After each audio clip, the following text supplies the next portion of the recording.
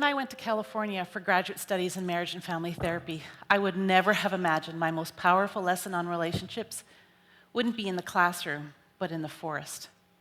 On weekends off from studying, I would travel the state to see its beauty.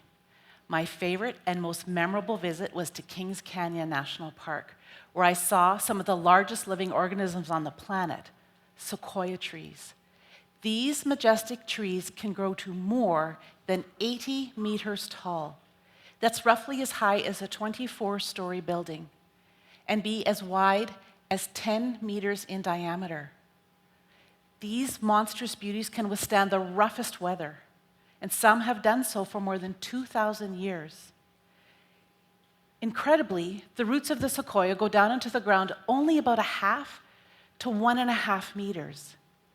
It would seem impossible, and yet is obviously and remarkably possible for these trees to remain standing. But here's the thing. The mighty sequoia never grows alone. Always, always in a grove. A sequoia tree weaves its roots in and amongst the roots of other sequoias over time, covering as much as an acre to create incredible stability. And then these trees actually connect to each other, joining together so they can help each other out. A key to the sequoia tree's survival is its interconnectedness. Sequoia trees need each other.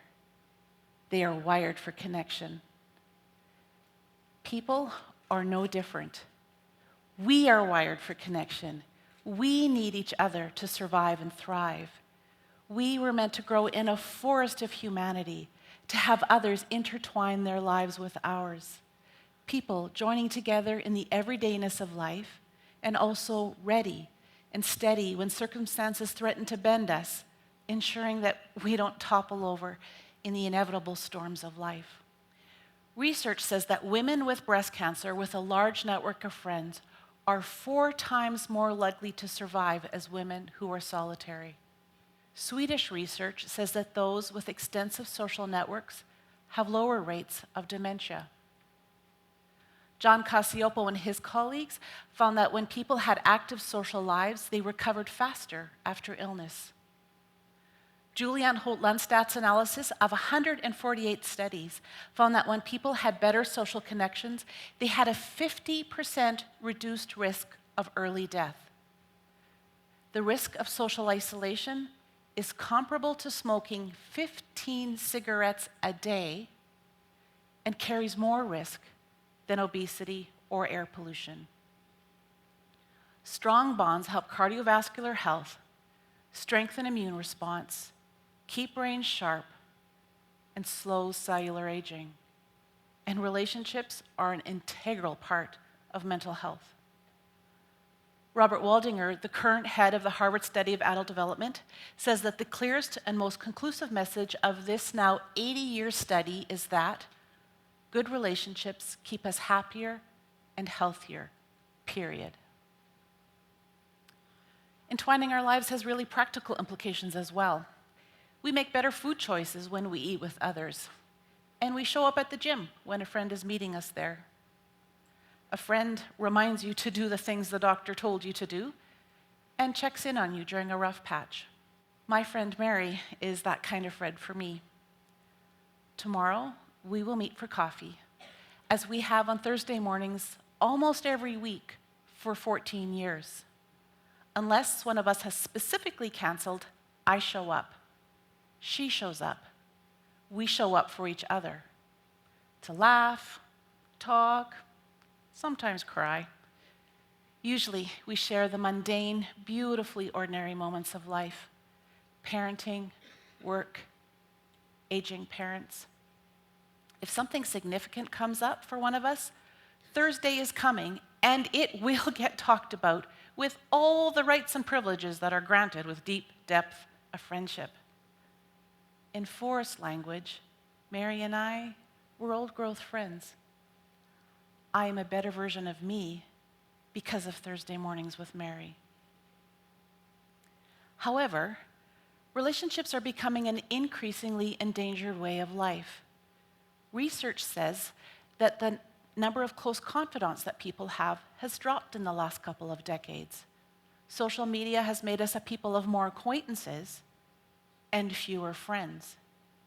Many find themselves in a position where they have hundreds with whom they can share a photo, but very few, if any, with whom they can celebrate the joy or mourn the sorrow behind that photo. In this age of social media, roots go down and out, but they don't intertwine in the way that face-to-face encounters nurture and develop. In the 2016 census of Canadian households, for the first time in history, single-person households at 28% surpassed any other type of household. In the 2017 Vital Signs report put out by the Winnipeg Foundation, we found that 37% of people in our city were sometimes, often, or always lonely within the past week. Meaningful relationships develop over time with the gradual braiding together of lives. Trust develops with gradually deepening exploration by vulnerably and authentically sharing life's joys, struggles, tensions, losses, and victories. We are loved, not in spite of our quirks and foibles, but because of them. The sequoia tree, which has withstood all manner of weather for centuries, has a fragile root system.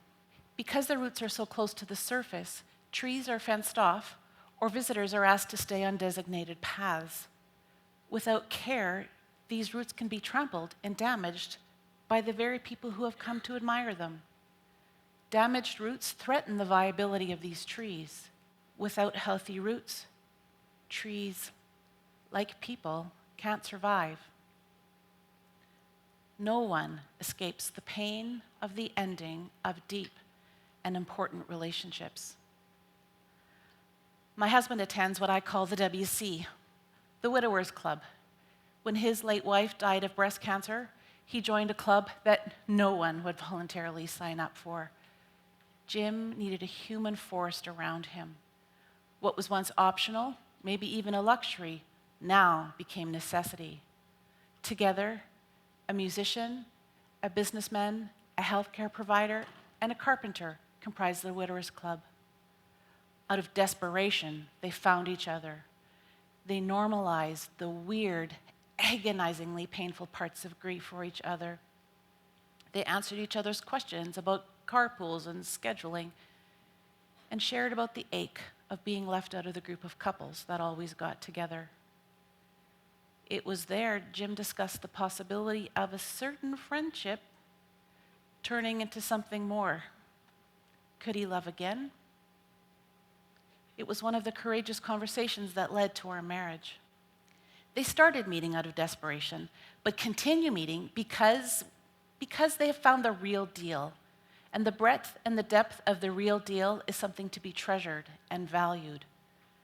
The men of the Widowers Club are clear that if they hadn't encountered their devastating grief, it is likely they never would have dared to lean into this group. And that would have been its own impoverishment.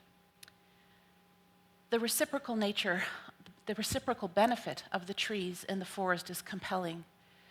The sharing, the networking of these trees means that they are there for each other this moment in important ways and are set up to care for each other in the rain next month, in the storm next year, and even the storm of the century that is happening, well, sometime in the next century. These trees are prepared for the inevitable adversity that they will face. I can think of no better way to tell you about the beauty of the human forest than to tell you about my son, though I am not his mother. His mom died when he was 10, and she was sick for years before that. It's not easy to grieve a parent ever, but especially hard, I think, for a boy entering adolescence. Last summer, he was sullen and quiet. Of course he was sad. But what to do? It just doesn't always work for a kid to talk to his parents, especially when one of them is a bonus parent, and she is a therapist. The worst possible combination. All therapists were firmly nixed by him. In a moment of desperation, I asked him, if I were to make you talk To another mother, would you pretend to be furious with me, but secretly be relieved?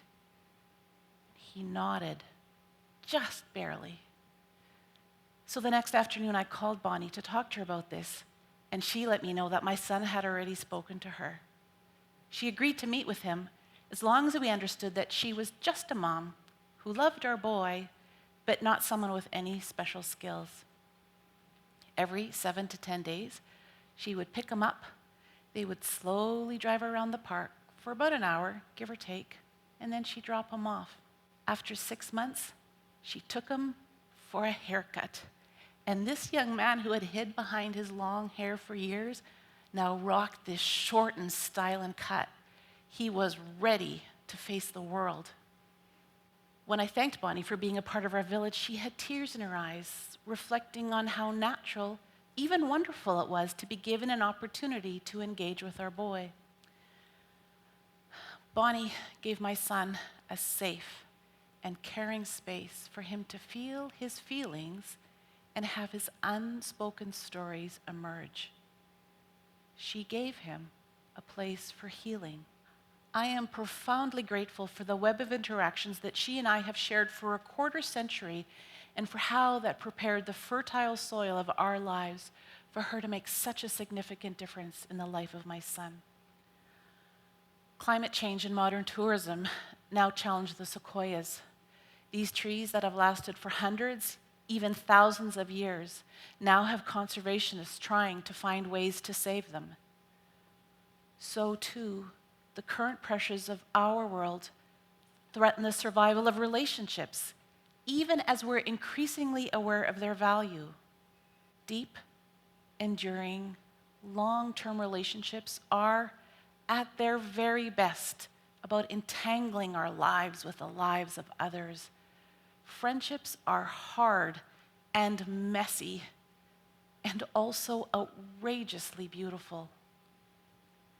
We all have a need to belong, to be deeply seen, intensely valued, and passionately known. Let your roots reach out. Dare to let them unfurl and coil themselves around the tendrils of the lives of others. Let others find stability and strength by connecting with you. Listen to the sequoias. Let their roots remind you about relationship, about connection and community, about living life well together. Thank you.